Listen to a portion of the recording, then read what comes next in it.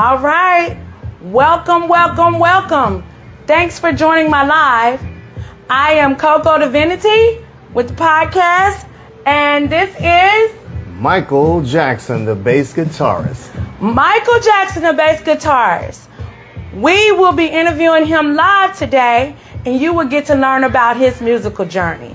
Michael, are you excited? I am so excited, Coco. This is a nice gesture for me. Yes. So you know that the way he responded, we're getting ready to tell you a little bit and a lot about Michael Jackson, the bass guitarist. So, Michael, how you doing today? Oh, I am so good. I feel so good. I'm excited about this journey and excited about this interview. Yes. And I'm definitely feeling good about this. This is going to be something that we can take on for a lifetime. So with that being said, I will jump right into it.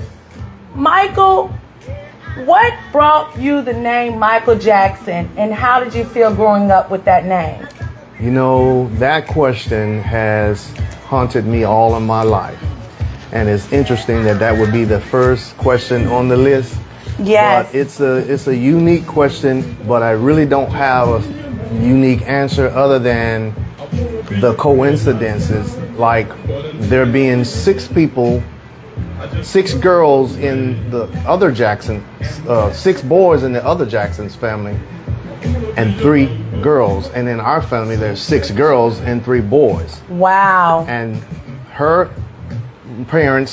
his parents decided to name one of them Michael. The same thing happened in my family. They just named one of them Michael, and it happens to be me. Amazing. That's it in a nutshell. So with that being said, how did you become a bass guitarist? Now that too is also an interesting question. So my dad, Charlie Jackson Sr., was teaching our older brother, Charlie Jackson Jr., how to play lead guitar.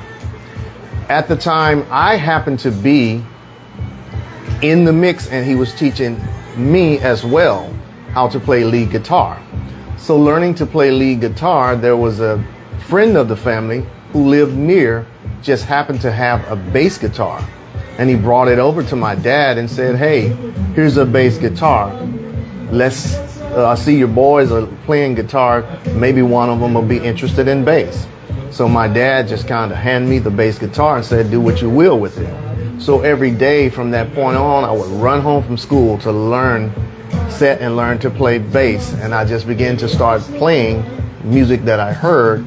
And here I am today, still to this day. I was 10 years old, and I'm a long way from 10 now, but I'm still playing bass guitar. That is great. Exactly. And what I do want to say is that your father, usually your parents are the ones that see the magic in you if they're watching all of their children. This is correct. And with him noticing you and giving you the bass, he was your motivator. Yes, he is. And so now with that, we know that the father was the motivator, but who inspired you to play the bass? Well, that is a lengthy question, but I'm going to shorten it only for today. Okay. So for today, one of my inspirations is the person that you hear in the background. That's Bootsy Collins. And I have 3 that I'm going to name off the top of my head that are kind of like my nutshell bass guitar inspiration people. That is Stanley Clarke, Marcus Miller, and Victor Wooten. Love those guys. Wow. So I just kind of took the collaboration of the styles of these people, and it became my style. And that's how I play today, based around these people and their style. Those are some great inspirations. Yeah. And as you can see, we love Bootsy Collins. He's playing right now as the backup, but trust me, you have a masterpiece that you are following. Yes, and it's indeed. Turned him, Michael Jackson, into the great bass guitarist that he is today. Yes, thank you so much. Yes. So, in the era that you grew up in, what was your inspiration musically? So, in the era that I grew up, I like, as you see, the 70s funk, I like a little jazz. I like a little blues. So I really liked when my oldest brother Charlie and I would ride down the road and he would be listening to these different genres of music, and I was always curious about them. So coming up in a household with, gospel people and my parents being pastors and preachers and, missionaries, I wasn't allowed to listen to the secular music at that time. Right. But my brother would, kind of sneak and listen to this stuff. So we would be riding and listen to. So I hear all these different notes and tunes and stuff, and that was always intriguing to me. So although I never really was allowed to listen to it, but we kind of sneaked to listen to it, it was always something that it was here. Because with me, I hear it first and then I'm able to interpret it later. Yes. So that's how I became who I am now. Great. What I do want to say is that the magic is always there musically, especially if when you're born, music is just your thing to do. But I also know that life can catch up with you. Correct. Have you ever got tired of working with your instrument or doing anything musically in life? Well, the term get tired wouldn't be fitting for me, but I can say for certain that for me, there are several things that transpired in my life for the period of time I've been here on earth. So with the transformation from point A to point B, or from point A to where I am now, there's things that happened and transpired that there were times that I stopped playing, but it wasn't because I was tired. It was because life was lifing and I just didn't have the time to be able to invest in my talent and be the musician that I need to be on the platform that was available at the time. So there were times that I had to stop, but never have I been tired of music. Amazing. Yes, yes. Because it doesn't go anywhere. No matter how you try to put it away, music is on the radio, music is at the shows, music is everywhere. Yes, correct. So I am glad that you never really let it go. Yes, and me too. Kept it in your system Me and too. let it out. Yes, thank you. I All appreciate right. that. So now we have announcements, everybody.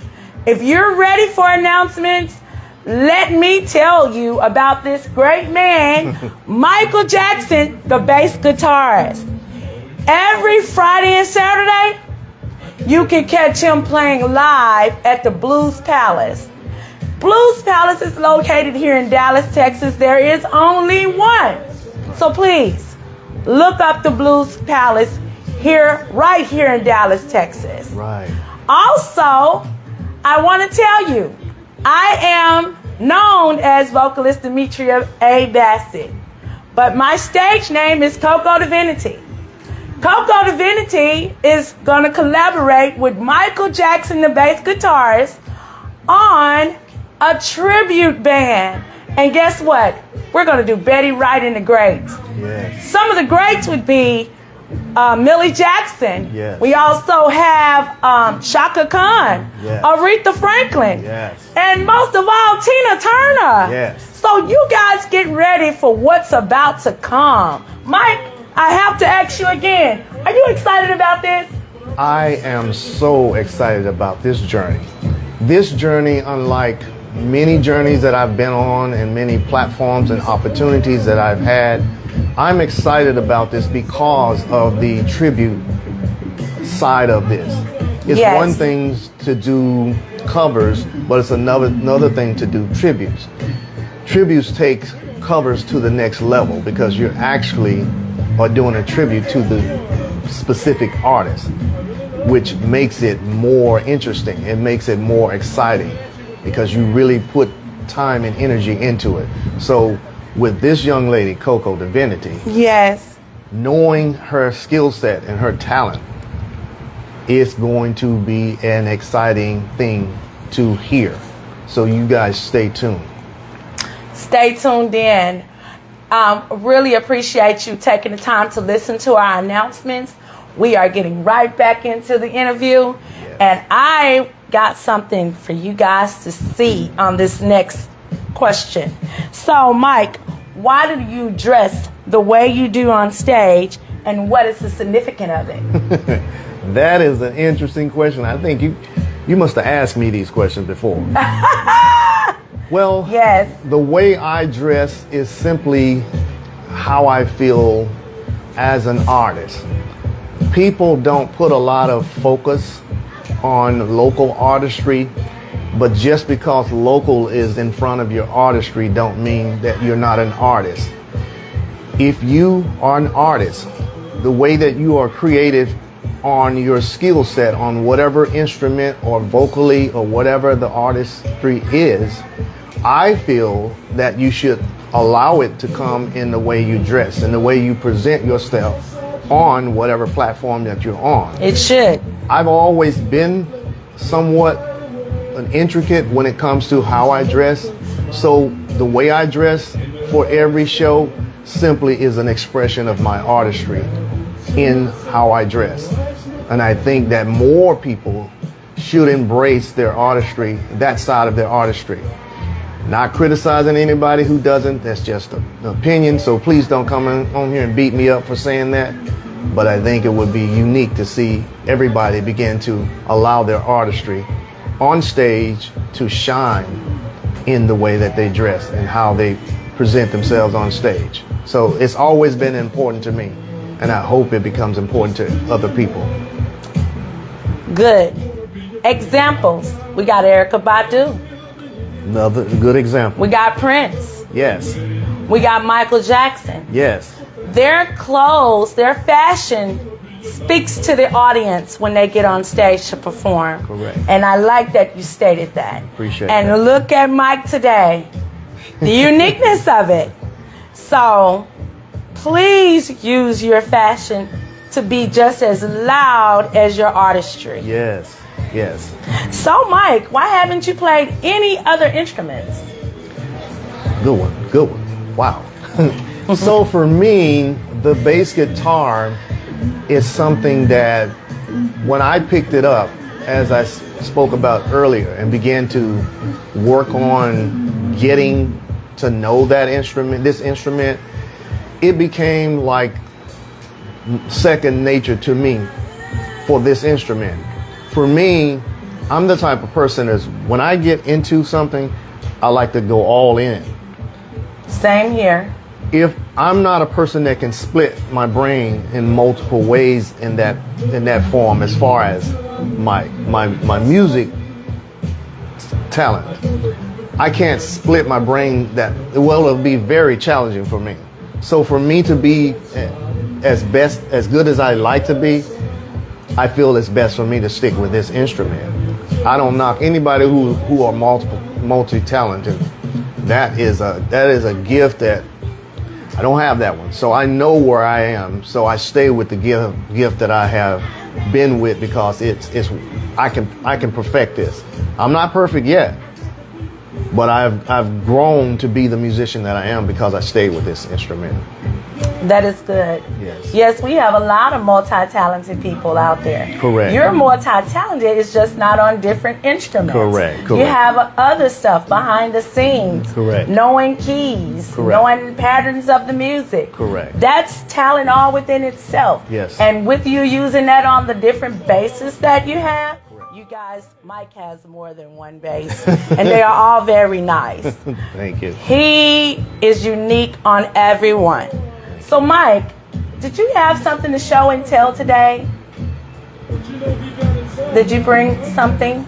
Well, I guess I'll go ahead and share it with you. Okay.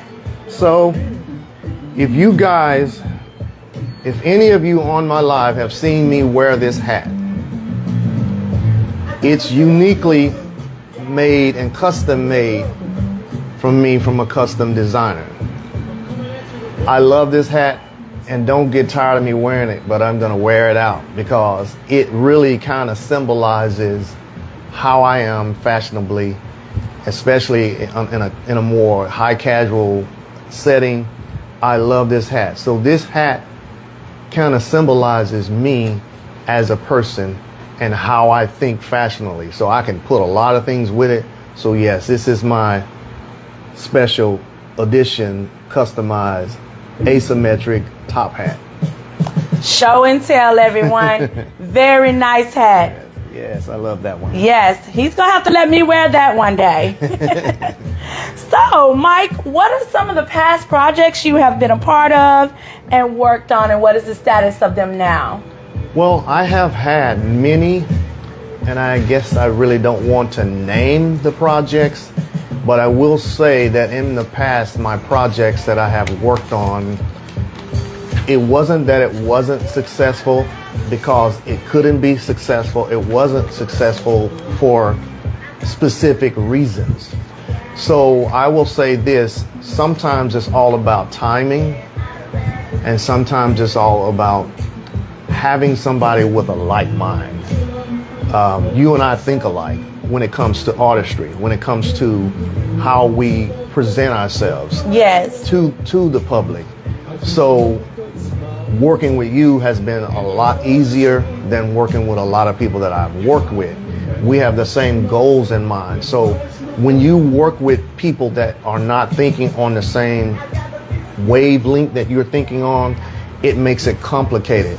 So it's important to have that. So I'm glad that those projects didn't work because I wouldn't have time for this project. That's right. So it's not that I'm praising it, but I'm saying sometimes it's all about timing. So this came right on time, and I'm grateful. So this is the new project with Coco Divinity, and I'm looking forward to the growth that we have and the potential. Yes, I'm definitely looking forward to it. And by just listening to what Mike just had to say, sometimes if you don't have the pieces to the puzzle and it just doesn't fit, it's not going to work out. But what happens is once you find the pieces to the puzzle and they connect, everything begins to flourish. Yes. So that's where we are right now. Yes. It is good, and we're going to keep moving. But Mike, I have to ask, are there any regrets about being a bass guitarist? Ooh, not at all. Being a bass guitar, I had to learn because I came up in like the early 70s playing this instrument. And before they kind of, you would hear other people talking about it, and it was as though the bass is in the background. But since I've been on this journey as a bass guitarist, I have learned that a bass is more out front in most music that you listen to. Without the bass line, the music is really boring, and there's no pun against any other instrument players. But if you take the bass note out of a chord, what does it sound like? It doesn't have the bottom. So you can call me a bottom feeder. I'll be guilty of that. But bottom feeders in this world are very important. Great. I will tell you, he's not lying about that. My grandpa always told me, without a bass, you don't have a band. So I will be honest, I have seen 2 guitarists or a keyboardist, but they have never in a band said we don't need a bass.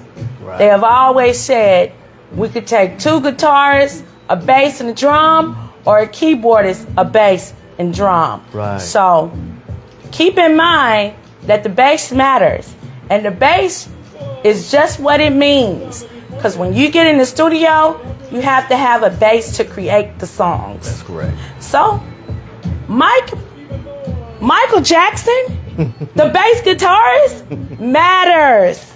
Thank you. So if you all have any questions for Michael Jackson, the bass guitarist, please feel free to ask those. But right now, I would like to ask Michael, before we answer your questions, where can the audience find you if they are looking for you?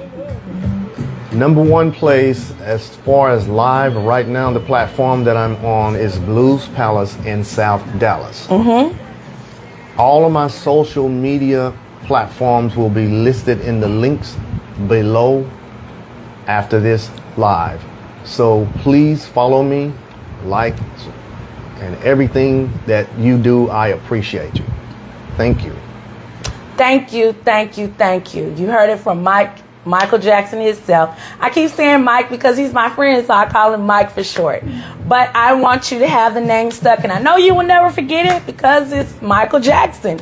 But Mike is definitely a friend of mine, and also we have some collaborations working on together, so I do use Mike for short. Yes. But this is Michael Jackson, the bass guitarist. Do you all have any questions for Michael Jackson? And if you do, our videographer will let us know what you have to say to us, and we will definitely be able to answer those questions for you. Yes. So, Will, do you have any questions? Okay. What about over there? Hopefully I've answered everything. Yeah, Okay. hopefully I've answered all the questions. All right. So I tell you what, we're getting ready. We have a surprise.